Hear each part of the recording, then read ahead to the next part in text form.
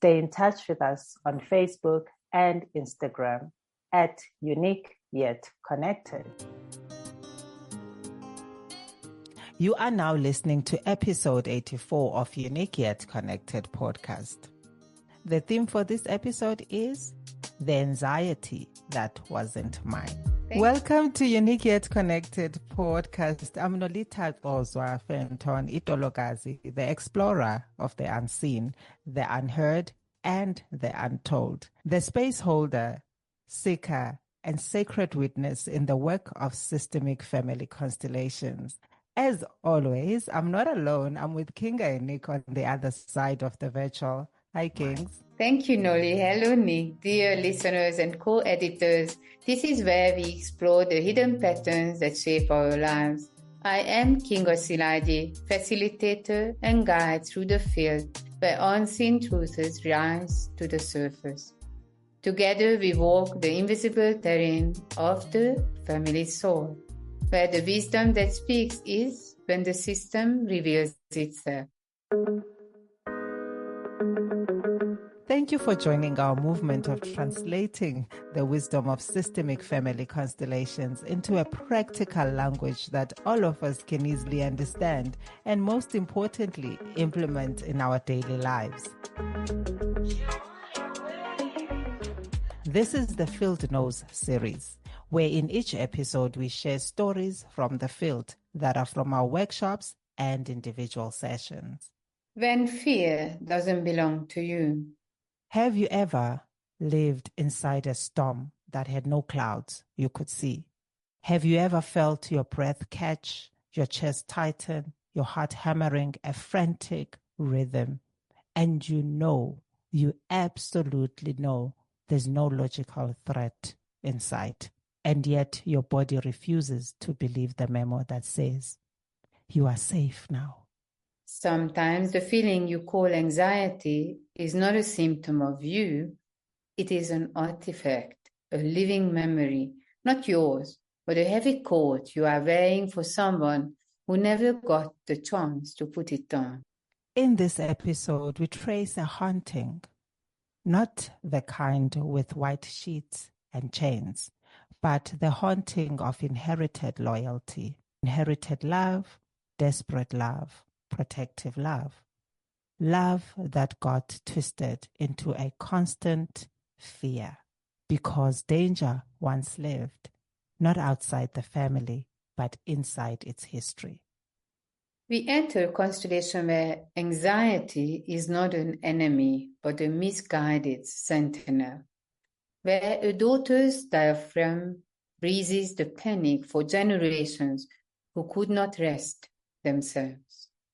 Stay with us, breathe with us, and let the field, that incredible intelligence space, speak for itself. Entering the field, the sentinel. We begin as we always do, simply. One representative for the client, the seeker, one for the energy she calls anxiety, a quiet, expectant field. A room so silent it feels like it's holding its breath. And immediately the field shows us something that changes the entire story. The representative for anxiety doesn't face her. It moves directly behind her back, like a parent whose hand is hovering, like a shadow, not of darkness, but of immense, unwavering authority. When an energy stands behind you like that, not in front of you, challenging you, it is rarely personal or a flaw in your character. It is a lineage. It is an inherited alarm system, an ancient vigilance that whispers, maybe shouted generations ago, if they weren't completely safe, then neither are you, ever. And the client's representative, she didn't run, she didn't cry, she froze. Stillness like a statue pulled from ice, a stillness that was the loudest thing in the room. Exactly, the telltale sign of a frozen nervous system, a moment in the past, a critical fear that stopped time for her. The fight wasn't possible. The flight wasn't possible. The body simply said, halt. The field already knew this wasn't about a bad day or an interview. This was about something that happened long before she had the language for fear. It was a body memory. The mother and the secret. So we took the next step. We bring in the mother, and the mother walks, not to her daughter, but directly to the anxiety. And she says, with a voice that was both strong and brittle, "This isn't mine. I don't need this." The mother's body was a contradiction. Her words were denial, but her hands trembled in the air near the anxiety. Her eyes darted everywhere except at the truth. Denial is not absence. It is a shield so heavy she can barely lift it. There was a vast, crushing grief in her bones and fear, and underneath all of it, a secret that was keeping the whole system humming with tension. Where there is silence, especially in a family, there is a story too big to be spoken of. We had to go back one more step, so we called the father in. And suddenly the room's atmosphere changed entirely. The air felt thick, not with hostility, but with unreleased pressure. A presence entered, not loud, not violent, not raging, just unfinished business. A soul whose story was clipped short. He died young, he died violently, and even before his death, lived perpetually on the edge, endangered. Of course, the daughter's system stayed alert. It was a vigil. She was keeping watch for a man who had already gone. Her daughter keeping for the family on high alert because his return was always an if. Exactly. She was holding the lantern so her mother wouldn't have to stay up all night alone. You are still listening to episode 84. The theme for this episode is the anxiety that wasn't mine. Remember, when you comment, ask questions, like and share our content and links, you help us grow and change lives together. Like us on Facebook and on Instagram.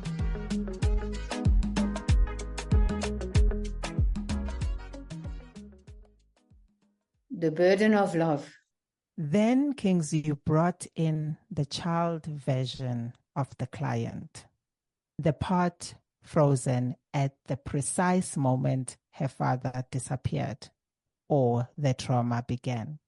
She stood like a tiny, vigilant statue. Her innocence was on pause. Grief, especially violent or sudden grief, doesn't just pass. It can freeze a child at that moment and time. The nervous system doesn't always move forward. So we brought in her adult self too, the one who had done all the healing work. And what moved me to tears was this exchange. Even as the wise adult woman, she could not physically give anxiety back to the mother. Why? Because she loved her mother's broken heart too much. Because she felt a crippling sense of pity and responsibility. Love becomes a trap when it moves into unconscious responsibility. A child taking on parent's pain so the parent doesn't collapse. This was the pivotal moment. I asked the mother, "Can you take this back? Can your daughter finally be free of your fear?" And the mother, with a beautiful, painful, trembling truth, finally looked at the anxiety and said, "It belongs with me, and it also belongs with my husband's mother." Then the field shifted with astonishing speed. The anxiety's representative softened. His shoulders dropped. He moved away from the mother and became the representative for paternal grandmother, a loving guardian who had once lived terrified every day for her son's life. The anxiety revealed itself as devotion twisted by terror, a protective mechanism. The villain became love. The burden became a blessing for the ancestors, reclaiming the soul. But even with the mother taking the burden back, the client still felt a draft, an emptiness, a sense of a hole in the lineage. When healing reveals absence, it tells us that there is someone who has not yet been seen, named, or honored. A missing person, a powerful soul whose place in the family story was disturbed. We brought him in, a strong, grounded ancestor, a wisdom keeper from the father's line. And when he was placed where he belonged, behind the mother and father, as the foundation of their lives, she finally exhaled, the real one, a breath that went all the way to her feet. Her chest softened completely, her shoulders dropped 2 inches, her knees visibly unlocked. The client was no longer a sentinel. For the first time, in her bones, in her body, believed the new truth. I am not responsible for holding the past, the pain, or this family together. And that night, she didn't just sleep. She rested, truly rested. A deep, uninterrupted sleep that belonged not just to her, but was finally returned to the nervous systems of generations. The lesson, rewriting the loyalty. Sometimes what you call anxiety is your body remembering a danger that once was desperately real. It is not broken, it is just out of date. Sometimes healing begins simply by asking a deeper question. Who in my history was I trying to protect with my constant state of alert?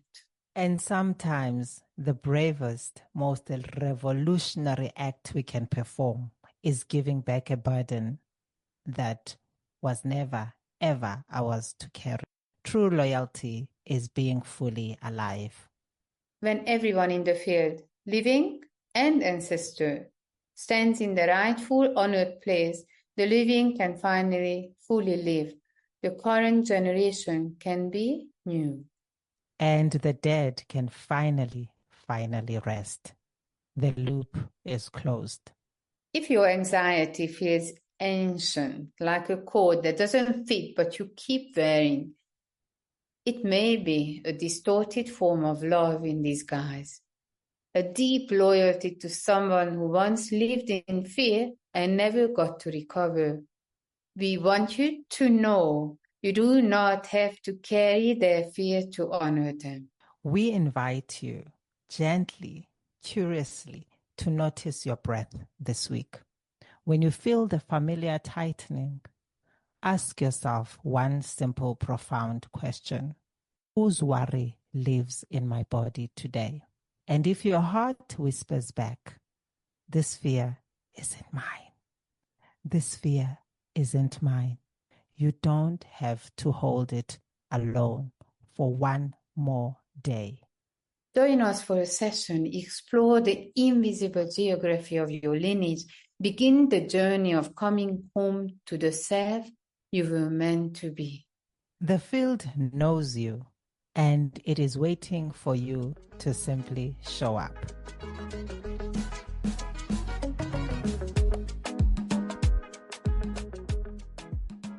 Thank you for your contribution in helping us to be chosen into the top 10 South Africa Family Podcast by FeedSpot. Join our monthly virtual connection circle every first Tuesday evening of the month. To receive your link, subscribe on our website www.uniqueyetconnected.com or check for updates on our socials at uniqueyetconnected.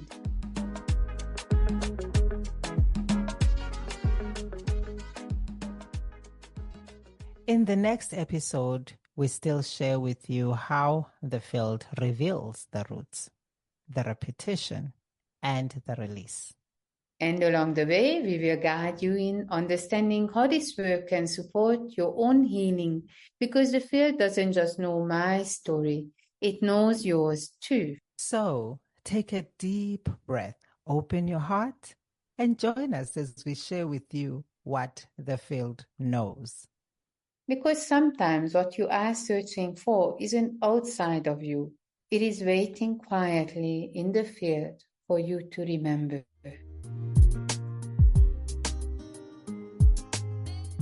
A big thank you to you for listening to our episode, and to Nick Mons from That Guy Productions for making us sound fabulous and on point. Episode 85 is in 2 weeks' time from now. Tune in on the 7th of December, 2025 from 10 a.m. South African Standard Time. For links and updates, stay tuned to our Facebook and Instagram pages at Unique Yet Connected. Unique spelled YOUNIQUE. Stay unique, stay connected, and remember, you are one of a kind, and we can only create a really meaningful podcast together. Siyabulela, Kosonom, Bayadangi.